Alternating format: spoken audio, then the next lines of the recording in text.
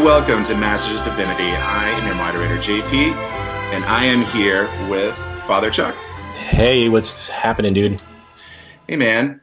And we have a guest today who's showing up. Who I guess you could say this is sort of like a longtime caller or a longtime listener, first time caller situation, right? Like,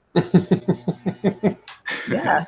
You want to introduce our guest, Chuck? Yes. So our guest is tangentially known to us, known to our listeners, because Father Fun has been on the podcast a few times, and this is his better half, his partner, his significant other.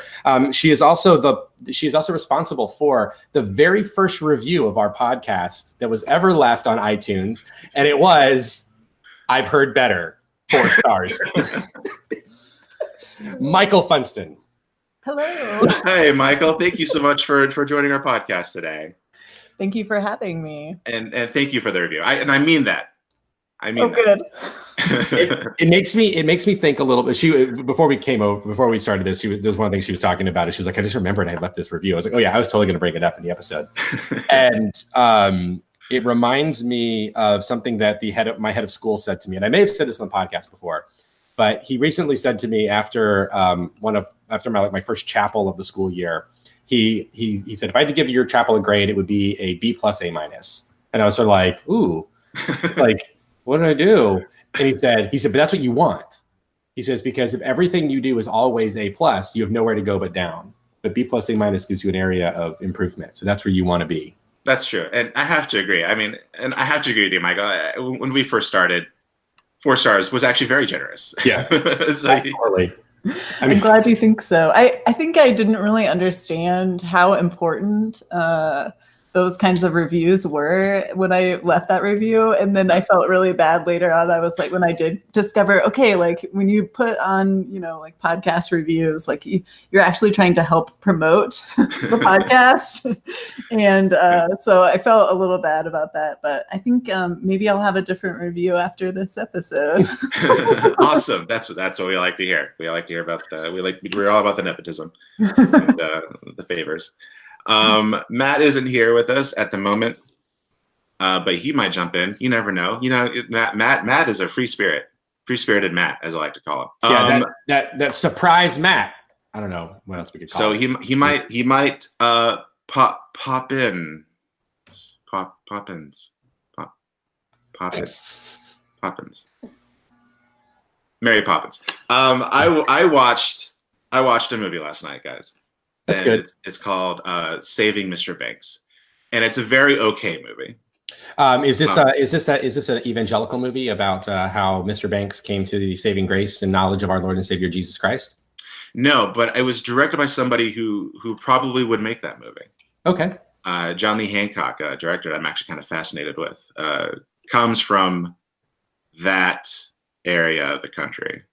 But we'll talk about some other time. What do you mean by that area of the country, John Post? I'm just saying he's I know some things. I've met his family, and they hail from a very small town in Texas, and okay. They have, I'm just saying, well, I'm maybe saying coy. He's evangelical. Of course he is. He's like the only evangelical filmmaker out there making stuff. I'm just being mindful of the fact that you live in one of those places of the country. Michael here is from one of those places in the country, and that's true. I'm just calling out your elitism. Yeah, I don't know why I'm being coy. Like we talk pretty openly about evangelicals, but yeah, whatever. But anyway, I'm getting on to tangent. We'll talk about John Lee Hancock some other time because that is a fascinating topic. But he made a movie called Saving Mr. Banks, which is about Disney sort of trying to acquire the rights from P.L. Travers to make Mary Poppins back in the 60s. It's a very okay movie.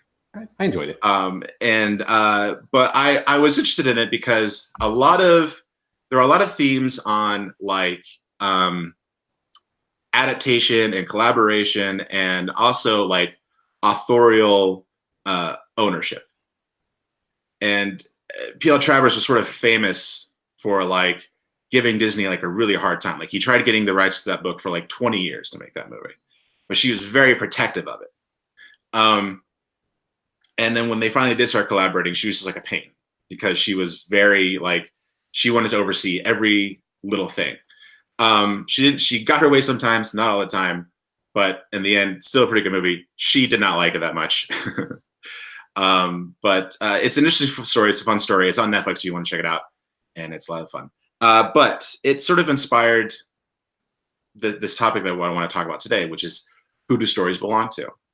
And that movie in particular touched me because the movie sort of dives into the life of P.L. Travers when she was a little girl, and she was raised on a farm in Australia, and her father was like a alcoholic, had horrible health problems, and it was like tearing their family apart. And Mary Poppins was definitely something she created to kind of save her from what was happening. And so, of course, she's very protective of it. And it's interesting kind of thinking about that now as we're sort of in this time where, you know, fandom is this like enormous, like entity now. And people are very protective of what they love. And sometimes don't even like kind of take into account like how authors feel about their own stories, and they get angry. And we've talked about that. We talked about fan ownership and that sort of like toxicity associated with that and stuff. But I thought that was interesting.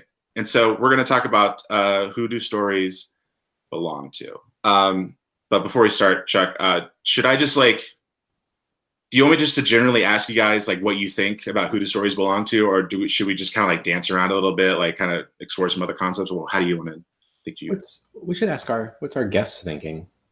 I think that the best conversations happen when we dance. So let's dance.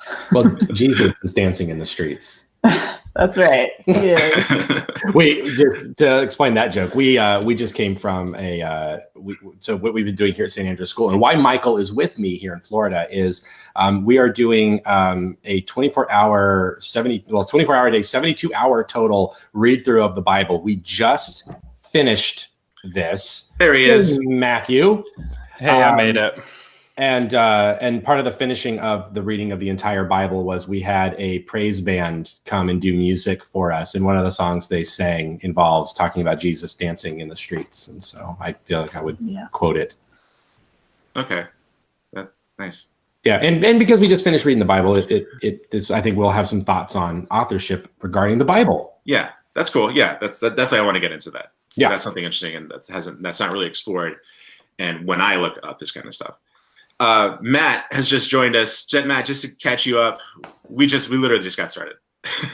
Yay! I kind of just did a bit of introduction talking about the movie Saving Mr. Banks and why it inspired me to kind of like pursue asking the question, who do stories belong to, and why Mary Poppins was so important to her author. Well, listen, I am, as a published author. Okay. I have two published authors here. That's right. The two published authors. I feel like I'm an authority on this topic, and maybe I should start. And then Matt can also weigh in because he actually has a book. Yes, well, I can weigh in. I can weigh in on death of the art when you write something and nobody reads it and it doesn't go anywhere. So I can weigh in that way. So I have a whole perspective. And hello to our guest, by the way. Hi, Matt. It's good to meet you. I've been a longtime listener of the podcast, and I'm Michael Funston. I'm Father Funston. Yes, I know.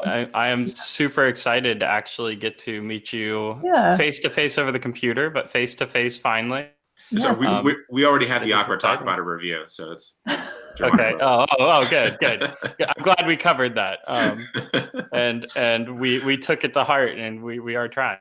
Well, I think you're doing an excellent job. I've listened to more episodes since then, and it's a good podcast. That's what we like to hear. I feel very honored to be here. Well, if you want to just talk about that for the rest of the podcast. Yes, we'll just talk about how amazing we are. Go ahead, carry on. Great. Okay. So I have two authors here. I want to ask you guys. Do you think your work belongs to you, or do you think that when you write something and release it out into the wild, does it belong to somebody else? Is it for whoever to do whatever they want with it? Or I'll say I had an interesting experience. One of the things I've been kind of tinkering away with in the background is as I'm working on a novel. You can nice. You know, we're gonna novel. Yeah, working that out. You say that, and it always happens. So I've been kicking around this idea for a novel for a while. I mean, since college, and I kind of started working on it a few years ago. And I had this moment where, so JP, Matt, and I all had the same creative writing teacher in college. His name was David Athey, and he's an awesome, awesome man. And one of the things I remember him talking to me about is how sometimes stories kind of come out of you, and then they sort of, when you're really writing, when your characters sort of take on a life of their own while you're writing them.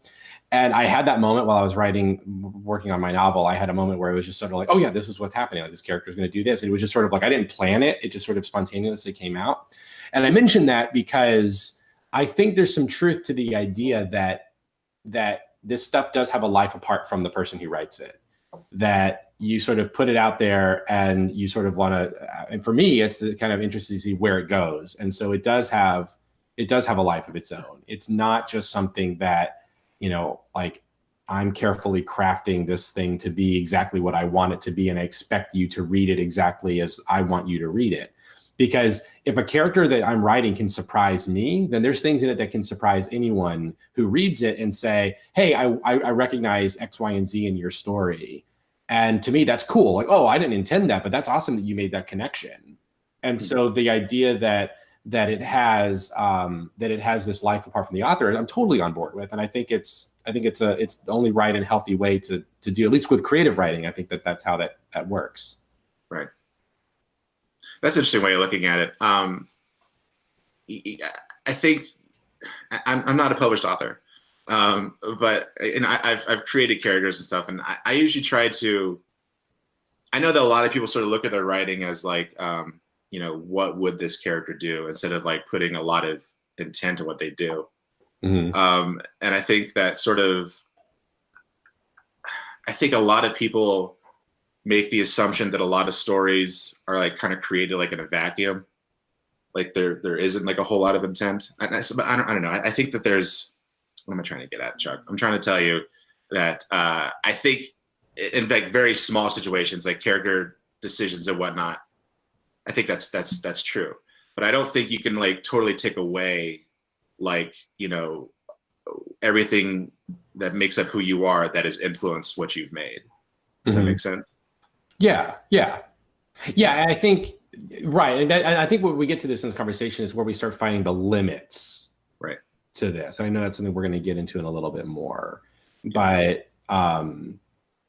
because it kind of makes me think about something I read back in my deeply evangelical days. I was at Long's Christian Bookstore in Edgewater, Florida, and I was reading some book, and it was, I don't remember, it was on the shelf. I was flipping through it, and it was sort of disparaging the Roman Catholic Church because, those were the days. Yeah. And it said something about how, like, the idea of open interpretation in the Catholic Church regarding the Bible. And it said something, and it used the story of Jesus talking to the Samaritan woman, which is one of your favorite stories, where Jesus responds to this woman and says, "Truly, I tell you, the day is coming where no one will worship in the temple or on this mountain." And they said, according to the Catholic Church, what that's saying is that, it's just as valid to be able to say, like, oh, a nuclear bomb is going to come and blow up the mountain someday, and that's what Jesus is talking about. And it was, and they were sort of like, but no, what Jesus is really talking about is a spiritual thing, blah, blah, blah, blah, blah. And I remember reading that at the time being like, yeah, okay, that makes sense. But I thought about it more and more. I was like, well, no, I mean, other than like somebody who's being really intentionally, like, I don't know, obstinate or just ridiculous about reading the Bible or interpreting it, would go to that length. I think that most people there would be some sort of equilibrium, some kind of interpretation in between those sorts of things, right? Yeah. The idea that open interpretation means it goes to this extreme automatically is a ridiculous thing. But that's where some of the conversation we can have, I guess, is because we've seen where it goes to ridiculous places. But I think that there's some degree of restraint that you have to take into consideration, like the context in which something is written. You do have to consider a little bit like the limitations and point of view of the author who wrote it. But that doesn't mean that, like, I read a story and I say, well, here's what I think it's about. Well, going back to our Matrix conversation, the idea that The Matrix could have been made as a movie that was not intentionally about the journey of transitioning, right? As a trans story. It might not have been intentionally that, but looking back on it now and knowing the Wachowski sisters situation, we can say like, oh, whoa, it's totally there in the story. Yeah, absolutely. And so it kind of becomes part of the story and the way you interpret it. And it's still connected to the author, but it might not have been intentional from the author. Mm-hmm. And so there's some level of validation. But if you're going to say that The Matrix is actually a story about how me, Charles Browning, is trapped in a machine world, and this is somebody trying to communicate with me that I should free myself from my machine world, and that means I need to take a bunch of like Dayquil in order to free my mind, that like I think that's just kind of right out there. Like most people would say that that's kind of right. Yeah. I think that's totally a stupid concept because it's obviously about me and how I need to get out of the machine world. So you can't say that. My fedora is perfectly okay, and the patriarchy is fine. Excuse me, John Post. It is a trilby, trilby, not a fedora. Of course, milady. Apologies. Michael, do you do nice? Michael, do you do any kind of writing? Like, do you do anything like? I do not. No? I'm not very creative. I like to write thank you notes. So that's. I mean, there's some authorial intent to that. Nice. We could talk about death of the author and thank you notes and greeting cards. But well, are you like a big reader? Do you read a lot? Yeah. Yes, I read a lot. So how do you feel about like the idea of like authorial intent and kind of taking away sort of like things like that? Like what Chuck has sort of been talking about. How do you feel about all this? Yeah, I think that I have I think where I come at it is that like I want to know what the author was intending. Yeah. Whereas I've heard so many authors that have been interviewed about their stories say something like, I put this out here and, this is the story that I've written and I want you to experience it however you want to experience it and not necessarily have a direct line intention. And that infuriates me because I want to know exactly what I'm supposed to get out of their reading. And I think that's why I was a really good student in high school and like in all my English classes, because English teachers a lot of times teach that way where, like this is what you're supposed to, this is what I got out of this book. And this is what the state is telling me that I need you to get out of this book. And so I come from that background, but as I've gotten older and, listen to interviews with authors that I like, mostly with children's books, but they say, I don't like that question as an author of what I intended with this book or with this story. I want to know what you got out of it. I want to know what your experience is from that story, and so that's where I'm at with this question of authorship and wanting to respect the author, but also understanding that the author really respects my experience of their storytelling. Right. Yeah. I think there is sort of like a kind of like a fine line. Like you don't want to completely get rid of the author. You don't want to kill the author like all these post-structuralists did in France. You want his voice to be a part of the conversation. And I think of like the first thing I always think about, I think about Quentin Tarantino, especially Pulp Fiction. Because there's that briefcase, right? And like there's like a billion theories on. I'm bringing this up, and Matt's getting mad because he hates the briefcase. There's like a billion theories on like what's on the briefcase, and everyone asks Quentin, what's in the briefcase? He's like, I don't want to tell people. He's like, I have the Tesseract, except the Tesseract is blue, and that is definitely an orange glow, my friend. Anyway, that's just color hue. That was an editing choice. But he has specifically said, he's like, I have my idea of what's in the briefcase. And I don't want that to sort of get in the way of like what other people's, how it's working with other people's imagination.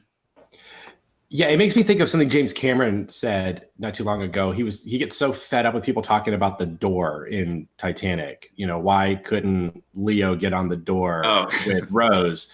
And he got so fed up with it, and he said, "I'll tell you why. It's just because on page like 300, whatever of the script, it says Jack dies. That's why he couldn't get on the door." That's funny. Matt, what do you think is in the briefcase in Pulp Fiction? I already told you it's a Tesseract, and it just took him. It just took Samuel L. Jackson a long time to finally get a hold of it and show it to the world, but he's finally got it. He's finally got it. Now we get to see. Now we get to see him run around with it in a lunchbox. Now we're getting into fan theory. I'll tell you what's in there. What's in there? It is some kind of like orange fluorescent light that was stuck in there. So when they opened it, it glowed. Oh, you're a horrible person. With a strip of aluminum foil behind it, so they can reflect it. Yeah. I don't know why I continue to talk with you two. Well, because Matt, people listen. That's why, Matt. Yes, it's true, because people listen to me when I talk to them. It is my curse. It is my gift. Yes, it is true. Nobody listens, but when I talk to these two, people listen. I don't know why. Well, I mean, Matt and I have talked about this a lot, and it's kind of why I bring up the Pulp Fiction briefcase, because we've argued about the Pulp Fiction briefcase. I'm trying to explain to what he's saying, and Matt, your argument is always, no, he's full of crap. I hate him. Yeah. Just tell us what's in the briefcase. Just what's in the dumb briefcase. I argue he doesn't know what's in the briefcase. He just was like, "Ooh, let's have a briefcase that glows and nobody will know what's in it." So they're like, "What's in it?" I don't know. It's a glowing briefcase. Like, and now it's become a bigger thing, and he has to have all these ideas about it. Oh, I know. It's neon lettering that says MacGuffin. Okay. That's probably it. I don't know. Just getting better and better. Well, I'm asking you this, Matt, because Matt, how do you feel about Death of the Author? What's your viewpoint on it? I'm glad you asked, JP. Well, we haven't really specifically gone into Death of the Author. I have some things I want to read first before we get into that, but I do want to know, like, just sort of your general views. My general views on Death of the Author. Yeah, sure. Or on what? On what? On the briefcase? What do you want? No, not the authorship. Just authorship. Authorship intent. Authorial intent. On authorship and who does it belong to once you write it? Yeah. Is that it? Yeah. You're the moderator here, man. Yeah, moderate me. I know. I'm moderating my heart out over here. Well, my introduction to this topic was in a little class in college called Tolkien, and it was with Father Chuck, and I wrote a paper where I spent way too much time researching this paper. I dove into it like you wouldn't believe, about when do I believe that Gollum crossed the point of redemption and when he no longer could turn back. Like he crossed the line and that was it. He was no longer a character that could be redeemed. And I had a moment that I was like, this is it. This is where I believe it happened. And I started researching it, and I used all these different books and all these different story references from the Lord of the Rings, the trilogy. And then I found this letter written by Tolkien. And in the letter, Tolkien says, I believe that this is the moment when he crossed the point of redemption. So I quoted that in the paper, and I was dropped a letter grade because I am not allowed to use the author to comment on what the story means. So I was infuriated. So I was infuriated at introduction 1 to this concept of who does the story belong to, the author or the audience. And my viewpoint is both. I think that author's intent is important. And I believe that if you read a book through the lens of the author's intent, you can gain all sorts of insight into the story, the meaning. But I also believe that when you write and create, like Father Chuck is saying, it does take on a life of its own, because you are writing, if you're doing it honestly, you are writing from a place where there are influences in your life. There are subconscious thoughts that you have that you don't even realize you're putting on paper. So for other people to read it and grab all sorts of things from it that you didn't, quote unquote, intend to write makes total sense to me. So I think both are valid and both are important. My problem is when people go one way or the other and say it has to be this. Like, no, the story can't mean that because the author, this is what it's about. It's like, well, okay, so that's what he meant it to mean, but this is what I get from it and why. And that's why I love and loved literature growing up, because the whole point is to talk about what you got from it, and in an educated way, show how you got there, why you got there, and lead other people to see things in a different viewpoint. Like, it's like a painting. I can paint a sad face and put it up on my wall, and somebody else could look at it and find joy in that painting and be like, I see hope despite the fact that in that moment there's sadness. And I'm like, well, I was just really depressed that day, through somebody who's like crying. And they're like, yeah, but I see so much hope in the painting. I think it's important to know both and to be open to discussing both. And I also am a literary nerd who loves to hear, no, I want to hear why you wrote this. Tell me why. I will argue with you if I want to. I will argue with the author himself and be like, that's not what it means. But I want to hear what you wrote it for, because that does matter to me, and also shines light into why, to me, it opens a whole nother level when I read a book and I'm like, wow, I got a message about how to live your life meaningfully out of that book. And then you hear the author say, I was just writing a story about my dog, and all it is about how dogs make everything better. And I'm like, okay, but now that makes even more sense, because now I'm connecting the fact that it's my dog growing up from childhood, and how much joy that brings, and how every moment in life means something when it was there. And, it just adds another layer to it, which, when we get to the other part of the discussion, is why I love the Bible conversation too, because the deeper you dive into it, the more you understand about author context, when it was written, what their purpose for writing it was, the more the message you got from it just comes to life. And the more angles you have to talk about it. I can say, oh, here's why I feel that way, and come at it from a totally different way. So that's my answer. Both. Wow. That's great. That's the end, guys. I'll see you later. No, I think that kind of perfectly sort of encapsulates like kind of what we're all trying to say, that it is sort of like almost kind of like a push and pull. Like it's not really like a matter of ownership. It's more of a matter. It's a conversation, and it's like, are two people having the conversation, or is just one person having a conversation? So I think that's interesting. To kind of switch gears a little, I kind of want to sort of actually define death of the author instead of having it be like this sort of nebulous thing. Yes, I actually would appreciate that. So thank you. Okay, cool. So however, your definition doesn't mean anything to me. We've already discussed this, but carry on anyway. Go ahead. All right, I have notes and I'm going to read them.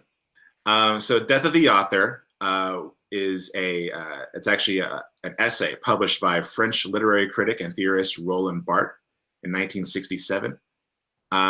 So just to kind of shine a light on what it was like in the 1960s in French academia, around this time, they were beginning to embrace what was called post-structuralist methodology.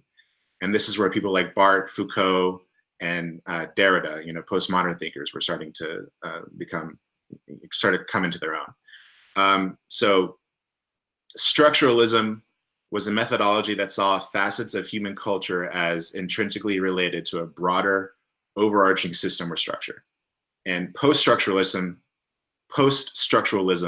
questioned the more binary relationship of structuralism, that you couldn't make X assumption about X person or social group or work of art just because that person or whatever came from a certain place, experienced a certain thing, or spoke a certain language. In some, death of the author is defined as readers should pull away from the tenet of traditional literary criticism that focused on authorial intent, and instead adopt a more text-oriented approach that focused on the interaction between the reader and the text, not between the reader and the author. Barthes said that writing is that neutral, composite, oblique space where our subject slips away. The negative, where all identity is lost, starting with the very identity of the body writing. And then his contemporary Foucault took it a little bit further. He believed that the author was an ideological figure that people assign meaning to the author's text just by virtue of who is saying it, rather than meaning inherent in the text. He said, we must locate the space left empty by the author's disappearance, follow the distribution of gaps and breaches, and watch for openings this disappearance uncovers. Is that So that's the author. I love awkward silences on our podcast. They're my favorite. I love when JP finishes and it's just like nothing. filling in those gaps where the author has disappeared. Yeah, and so well, let's talk about, now that we've sort of defined death of the authorship, I want to get into what our biblical scholars think, and how if that can be sort of applied to the authorship of the Bible. Okay. All I was going to say is, I as you were talking about it, it brought back, these are French. The idea that these were French thinkers, I don't think is any coincidence, because French philosophy has it's part of this great trajectory of continental thinking and stuff. That maybe go back to our John Calvin episode, and Calvin was the one who was also a French thinker who, he was Swiss, but it was continental philosophy, and I feel like he had some French. He was living in France. Anyway, whatever. I could be wrong. An angry Calvinist will correct me. But is he was the one, and as we talked in the Calvin episode, he was the one who introduced the idea that the Bible holds authority apart from the church. And to me, that seems like that's the beginning of a thought pattern that's going to continue through the post-structuralist way of thinking. The idea that like a text exists in and of itself, of sorts, right? The author, I guess, sort of brings it out there, but then the author has to back away. It's right out, but it's there, and so the author has, so the idea that the text of the Bible exists by itself is an idea that Calvin and the European reformers, the Radical Reformation, brought to the fore, and so that's such an interesting innovation to me, because prior to that, it was understood that the Bible is the product of the church. It belongs to the church. It's embodied in the church. It's read by the church, and so it was ultimately interpreted by the church. The argument being, we wrote the thing, therefore we can interpret it. And the Reformation gave us some good questions and thinking around this, and allowed us to change to where we are in a lot of our different Christian thinking now. In the Episcopal Church and the Anglican Christianity at large, I think does it best, because I'm biased, and I think Michael's biased too, in that we strike a balance between these things, but that ultimately the text is embodied in the community of faith, and that we are free to interpret it because it belongs to us. And that the idea and the counterpoint to that is what we see in the more evangelical world, that gives a lot of weight to the author of the Bible, and they make the claim that the Bible is written by God. Right. And like Michael, you were talking about that in our chapel service the other day. Say what you were saying then about like how you would know people who believe the Bible was written a certain, like, I like the way you phrased that in chapel the other day. Do you remember? Maybe. I grew up in Middle America in Kansas, and I had a lot of friends that were going to non-denominational, most likely evangelical churches, and I realized that when they would quote scripture to me, that I felt like I wasn't a good Christian because I didn't know a lot of what they were saying, and they were saying it as if this is what God says, not this is what the Bible says, but this is what God says, and it's in the Bible. And I was never I grew up in the Episcopal Church, and so my background was, we did read Bible stories and read scripture every week in church, but it was never, that wasn't my background. That wasn't my understanding that the Bible was the direct word of God. And I see the Bible as being inspired by God, and that people had these things happen to them, their stories around their relationship with God, and they felt like it was important for them to write it down, and that those stories carried through because they were important to their relationship with God and because of the love of God. So yeah, because you were the image that you gave to the students was the idea that like God sort of whispering in the ear of Matthew, and is like, oh, that wasn't me, that was Rev. I thought that was you said that. No. Oh, never mind.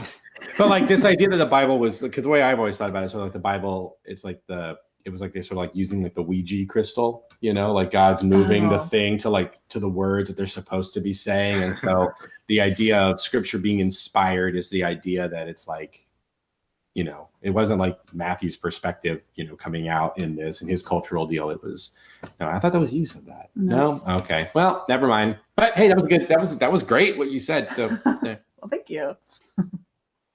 That's great. What about you, Matt? What do you think? How do you think this can be applied scripturally? Here it comes. Here comes what? Now there's so much pressure. I don't know.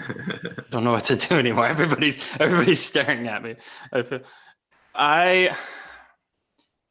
I love about, in my opinion, the power of scripture is, and you pick up the Bible, if you were just some guy who was born walking around, some person walking around on earth, you're like, oh, hey, what's this book? And you pick it up and read it from one cover to the other. I think that you would get a powerful message of love, grace, redemption, unity, restoration, and reconciliation. And you would need no better understanding of who wrote this, where did it come from, what time was this written, to get that message. But then if you dive into it, kind of like I was saying before, and you go to the human authors of the Bible and when they wrote it and what was going on when they wrote it and how did they feel when they were writing this and what was going through their head. Like Paul, when he's writing that it would be, for me to live as Christ and to die would be gain, because at the point he's like, it would be much more better, is how it's basically translated. It's awful English from a guy who writes incredible passages that flow and are poetic. Then he's like, it would be much more better if I just died. I think personally, it shows his struggle with a form of like a depression, a hopelessness. And he's writing this in scripture saying, in spite of that, I know that for me to live is Christ. Die would be gain, but I'm here for a reason and I'm holding on with you for it. So the more you dive into the authors, the more you study it, the more you're like, when was this written? Why was this written? Where were they when they wrote it? Who were they talking to exactly? The more you see that same exact message of love, joy, reconciliation that the person who just walked up and picked it up and read it got. You just have more powerful ways to look at it, other angles to come from.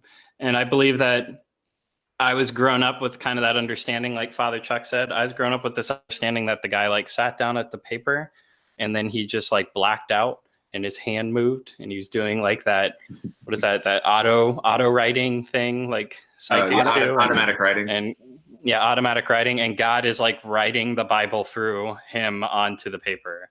I'm just thinking, it's sort of that image. It's sort of that image that's out there of like the doctor who's doing like open heart surgery, but Jesus's hands. Yeah, like holding his yeah. But instead, what I've grown to understand in my study and my time word and my spiritual walk is these are people whose lives were totally poured into and invested in understanding God's will for life, what they're supposed to be doing here on earth, how we're supposed to be interacting as people. And that is flowing through them in a way that is just profound and incredible, that God is inspiring them in the same way that I said, when I sit down and write a story, there's so many influences in my life I don't even realize are coming out on the page because it kind of takes on a life of its own.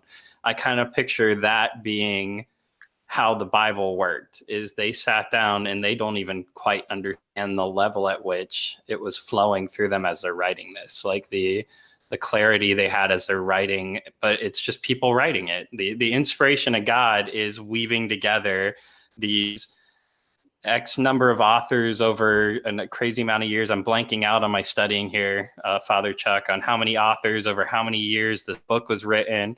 And yet from beginning to end, the way it flows together, the way the message progresses through scripture, the way that it continually backs itself up and doesn't wipe out like passages written previously, that you get to the next one, you're like, okay, so Leviticus means nothing because now we have the New Testament. It's like, no, it works together in a way that there is a divine inspiration. There's a reason that these are the books that have carried on through the generations, through church councils, through debate, through argument, through wars that were fought over them. And yet these books are the ones that have been held through all that. And I think that's where the inspiration of God comes through. But to throw the author out and say that Paul's opinion doesn't mean anything, that like what Paul was writing when he wrote it doesn't mean anything. It's just, even with scripture, that doesn't work, because you got to understand a guy sitting in jail writing to a church that's sending him money. If you're going to understand the book of Philippians, you got to understand the hopelessness of sitting there in a prison if you're really going to get the impact of how powerful the message is.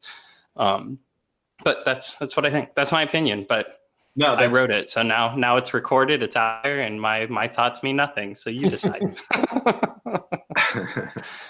Well, to that, I mean, it's like one of the things that I often, like, I have a couple of my little pet theories about some of the books of the Bible. I was with Matt talking about like all the different authors of the Bible, and some of which we don't even know. Like John's Gospel, we don't know. It was probably the product of a community of people. It could have been 20 authors. We just don't know. Redactors and collaborators. But I think of like the book of Hebrews, which is a sermon.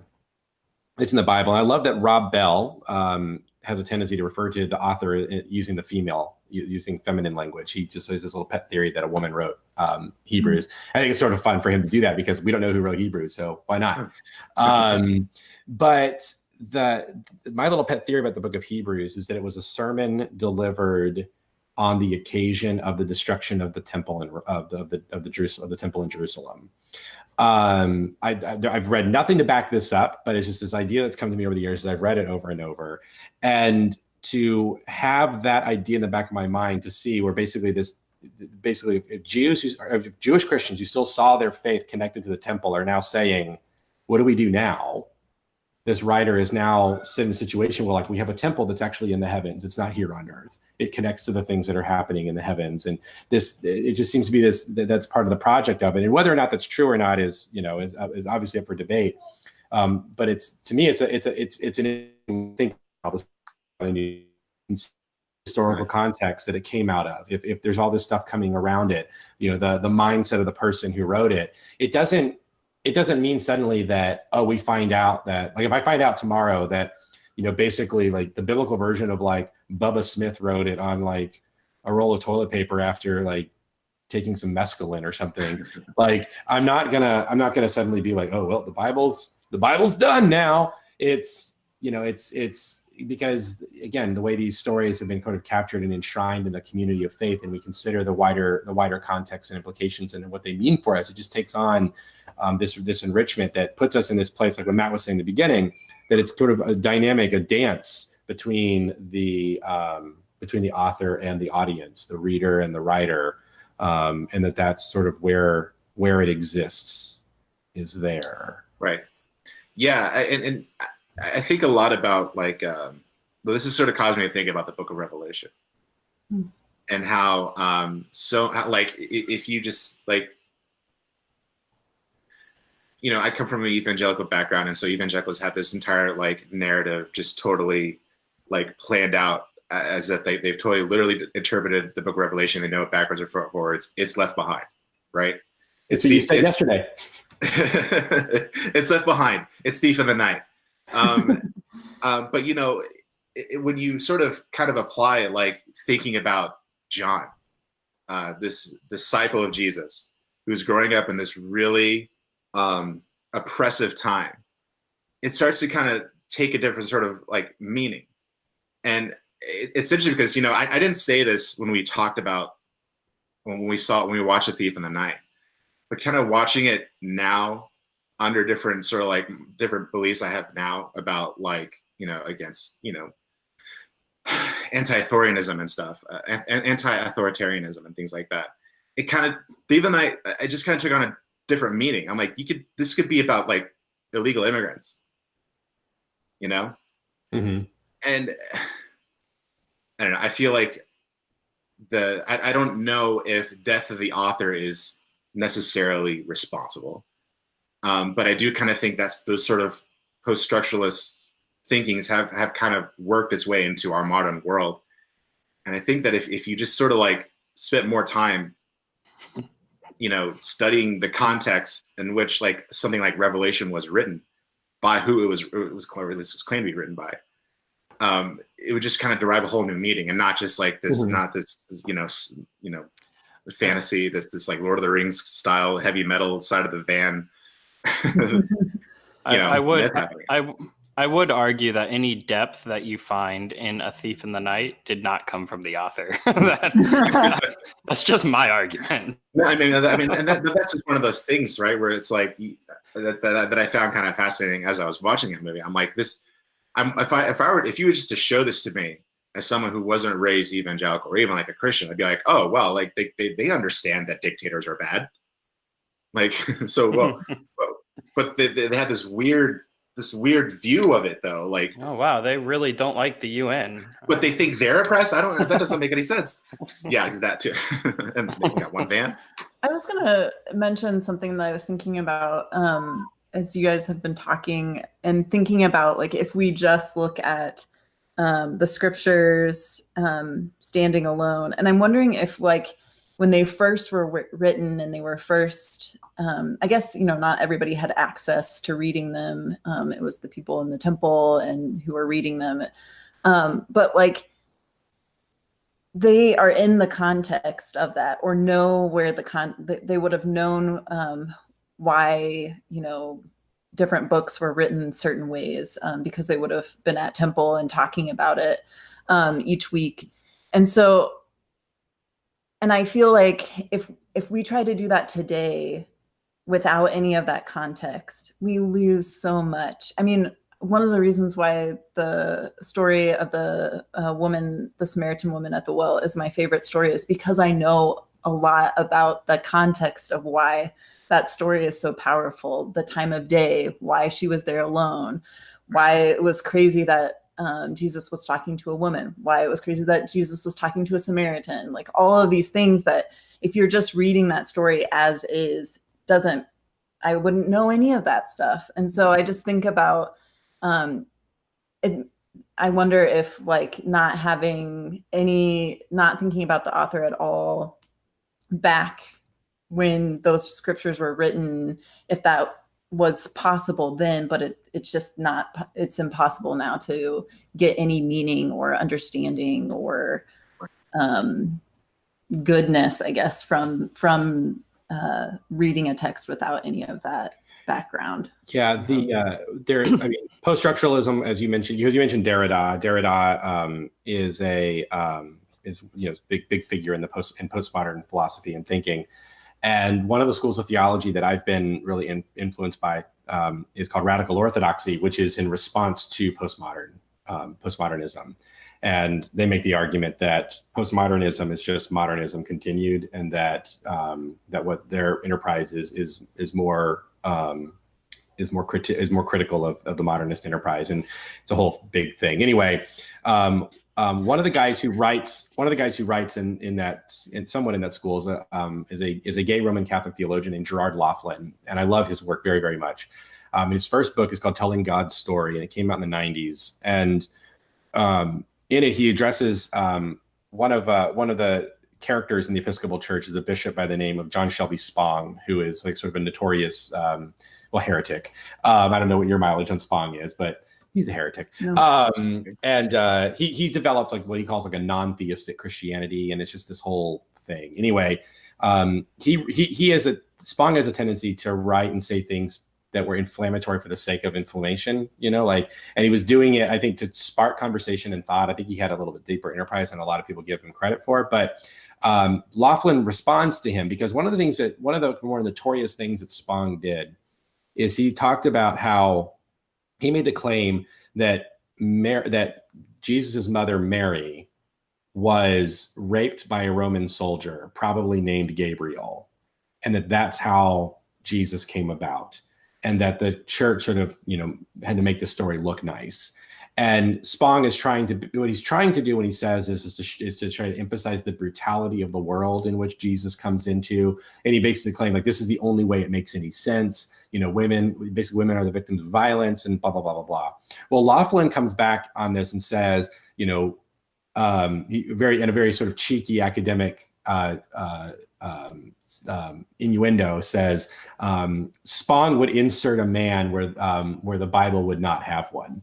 And he says, he has these, he has all these stories where like Mary has to have a man. Her identity has to have a man. He says, really, the story as presented in the Bible by itself is a feminist story, because Mary makes these decisions completely without any input from a man in her life. An angel appears to her and says, this is what God wants to do. Mary doesn't talk to her dad. Mary doesn't go and consult with Joseph. She doesn't do anything. On the spot, she says, be it unto me according to thy word. She says, let it happen. Let it be. Let it be. She does this of her own agency and identity. And so when we have these, so this idea of this sort of, postmodernist, post-structuralist attempt of trying to tweak the story in such a way that it takes on this new meaning, we sometimes do violence to the text and miss out some of the really rich meanings. I remember when I read that for the first time, it blew my mind, completely changed my perspective on the Blessed Virgin Mary and the idea of how she is, because she's so often used as sort of like an anti-feminist icon because of the idea of purity and all this kind of stuff. But the idea that she is in fact, a very fleshed out woman in the Bible, which is very rare in the Bible. Yes. Is an extremely important thing. And you lose that if we don't do a careful, close reading of what's presented in the text itself and what was sort of intended by the author to show about her. All right, so we're almost out of time. So we're just going to get into some final thoughts and sort of conclude like our how we feel about things like who do stories ultimately belong to, and how we feel about authorial intent and depth of the author. And I want to start with Michael. Go ahead, since you are our guest. Thank you. I like this idea. What I've been thinking about just this whole conversation is really about that it is a relationship, and that I think that there's a relationship between you as the reader and the text, or you as the viewer and the story on screen. But I also think that the author opens themselves up to that relationship by writing that down or by presenting that story. And something that I've also been thinking about this whole time is trying to think of if there's any texts that I view, like I only like to look at as texts and I don't really think about the authors. And I was thinking, or in our culture, texts that are brought up. And I was thinking about the, like our Constitution and our Declaration of Independence. And I think those are texts that are often used and misused, and we want to know the intentions, but at the same time, we don't want to know the intentions of the authors. Some people make up intentions. Exactly. So that was one of the things that was starting to kind of ruminate for me as we were having this conversation, just kind of those texts that are just so powerful that just as texts, without, if you just take away, if you don't even think about the intentions or the author or anything. And so that was something that kind of just came up for me that I'm probably going to be ruminating on for a few days. Yeah. and also rooted in French philosophical thought. Yeah. Constitutions. Okay. Great. Chuck or Matt, since on time. I'll go next just because I'm going to comment kind of on what she was talking about too, because I love it. But also I want to say, first of all, at the first episode of the new Twilight Zone tells us that once I give it to my audience, it is gone forever and doesn't belong to me. No, but that's just my shameless plug for the first incredible episode of the new Jordan Peele Twilight Zone. You can watch it on YouTube for free. But no, I did want to say, I've had discussion several times with people, and one of them actually was JP not too long ago, talking about how like my view on, and I'm going to get back to the author thing, but I'm going to make it quick, but I'm going to start here. My view on Christianity is an understanding that we follow a God who is triune in nature, that he is one God, but three gods. He is a perfect relationship in and of himself. He needs nothing and no one outside of himself, because he is perfect relationship. And out of an overflow of this love and relationship, he created all things and created humanity in his image. And because of that, we were created to have a relationship with God, with ourselves, with creation itself, and with each other. And everything in life is a desire to reclaim those relationships that are broken because of the fact that we make mistakes, and if sin is what I call it, sin is the Christian term for it. But the fact that humanity does selfish acts, does things outside of what's best for everybody, we break these relationships, and all of life is lived trying to reclaim those relationships. A relationship with our Creator, with creation itself, with ourselves, and with each other. And art and authorship and writing is another aspect of this. And I really do believe that interaction with art is a form of relationship, that the artist is presenting something, they're putting it out there, they're saying, this is something that's just inside of me that I have to get out. And then the audience has the opportunity to respond to that and say, here's what this means to me. Here's how this works. Here's what it means to you and why that's important. But here's how I saw it and how I can comment on it. And it's a back and forth relationship. And this view also, to me, adds so much meaning to everything we do. What I choose to eat and drink, what paper product, plastic product, straw I choose to use is a outward aspect of my relationship with creation itself. How am I reclaiming my relationship with creation? How I talk and interact with people, respond to art. I told JP, don't let anybody tell you that being a movie critic isn't important, because how you respond to art is an act of relationship with other people. It is meaningful. It means something. It is an opportunity to comment on something that culture is looking at and to say, I can provide insight and hope in this, or I can tear it apart and just be the jerk who's shouting into how horrible you are into the atmosphere. Everything we do is a relationship, and art is just another form of relationship. I am placing something out there, asking people to interact with it. And if I'm asking them to interact with it, I also have to be willing to give it up to them. If they go completely off the deep end and go some total way I didn't even think about with it, then as the author, I need to stop and go, wow, what's in here that caused them to see that I missed? Yeah. Because I wrote it, but something's in there I missed, and read it myself and look at it again. And this happened even with the book I wrote, which is not a fictional book. It's just, hey, here's my thoughts on Christianity. And yet I had somebody basically tell me I'm a heretic and that I'm going to burn in hell because of this awful thing I wrote. And I'm like, what you're saying isn't even in the book. It's not even what I wrote about. But it caused me to step back and look at what are they seeing that I'm missing? What did they read that offended them? In that scenario, what I found out is it's actually a total outside relationship thing that they were bringing into reading my book. But my point is, it's all an opportunity to relate, and we can scream and yell and fight about it, or we can talk about it and learn from each other and see where it takes us. And that's what I love about art and movies and books. Chuck? First thing is, I would love to just spend more time on this topic, because we didn't even get into like The Last Jedi or Hydra Captain America, and how fans freaked out over this, and this feeling that they had ownership, possession over these stories, and how they, internalize these capitalistic mechanisms to try to boycott to get the story that they wanted to be told instead of the one that was being told, and just such a fascinating other angle of this. But I will say, and I'll get a little theological. One of my non-gendered thoughts on the Trinity, because one of the things we've been talking about in the church is how to come up, like, how do we talk about the Trinity in non-gendered language?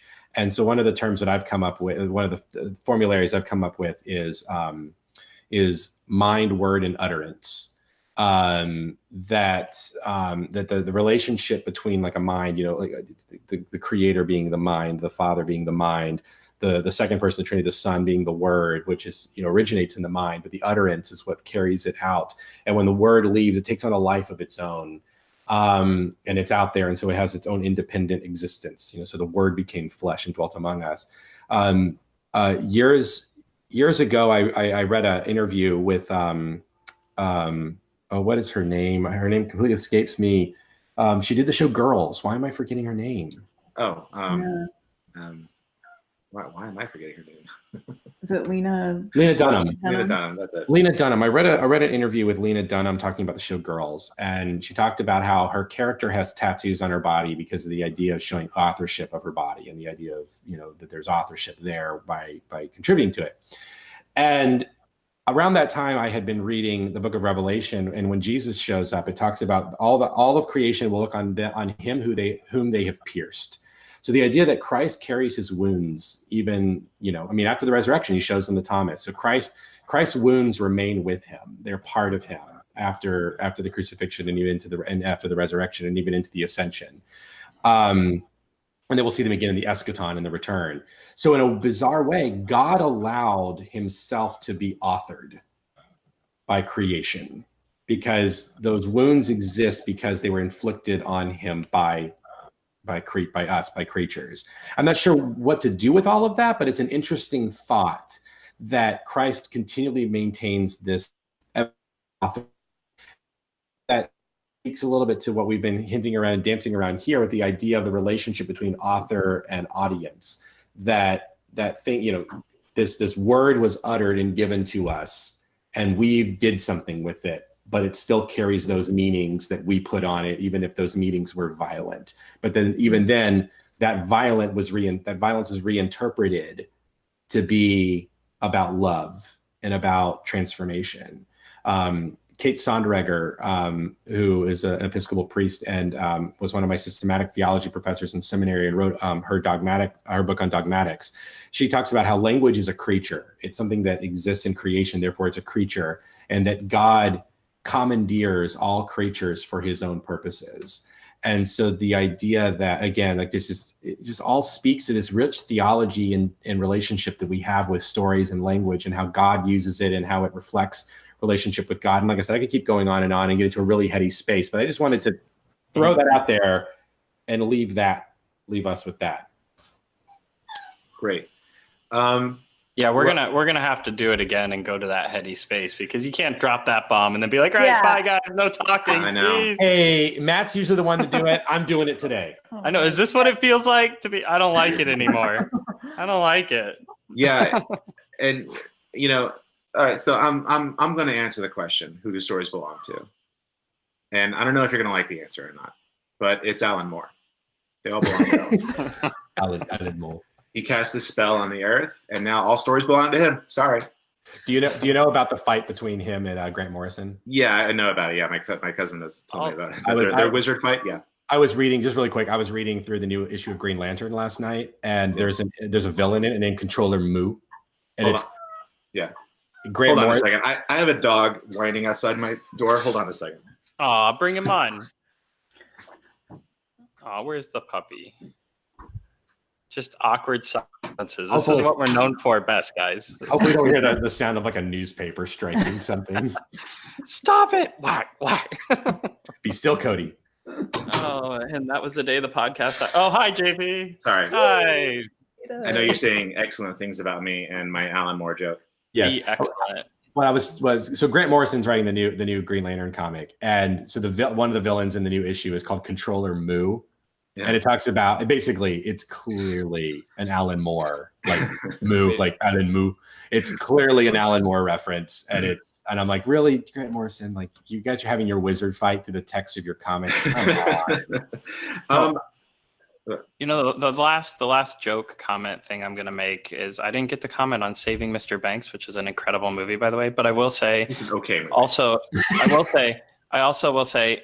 Looking through the lens of today, it's kind of funny that we're heading into a world that if mergers and acquisitions and buyouts and all this keep happening, Disney may own all stories. That's true. All stories may belong to Disney. Interesting. So yeah, all your stories belong to us. If she had just held out and not given him Mary Poppins, Disney might not run the world today. Yeah, it's true. That's where it all started. So my thoughts on the whole thing is, I think that ultimately they do belong to their creators. I think that stories, in fictional stories, any kind of text belongs to whoever created it. And I think that whoever reads or watches or whatever I don't think that's a form of ownership. That's just a relationship. It's like, you know, what I wrote is like my child, and the audience are like their friends. Okay. That's just kind of how I view it. Yeah. But does my child belong to me? Because I agree with that thing, but does my child belong to me? I don't know. I mean, you can't. There are things about your child that you've influenced that you can't really take away, both biologically and, you know, just through raising them. So there's things that are just sort of undeniable that you are a part, that are parts of you that are part of your child that you can't take away. Be like, oh, well, we'll just ignore who your parent was. The lawn guy says we're done. Anyway. I hear the leaf blowers. But that also kind of leads to why I don't really like Death of the Author, because Death of the Author takes away, like I think of like books like Invisible Man by Ralph Ellison, which is this really important book about being a black man in America, or a movie like Spike Lee's Do the Right Thing. Yeah, Do the Right Thing, or you know, most of Spike Lee's work. We need his perspective. Like we need those perspectives. Our society has to have those, because if you take that away, you're just going to let a bunch of white people dictate what those movies and stories are about. Like, there's not going to be any kind of change, nothing radical, nothing. It's just kind of useless.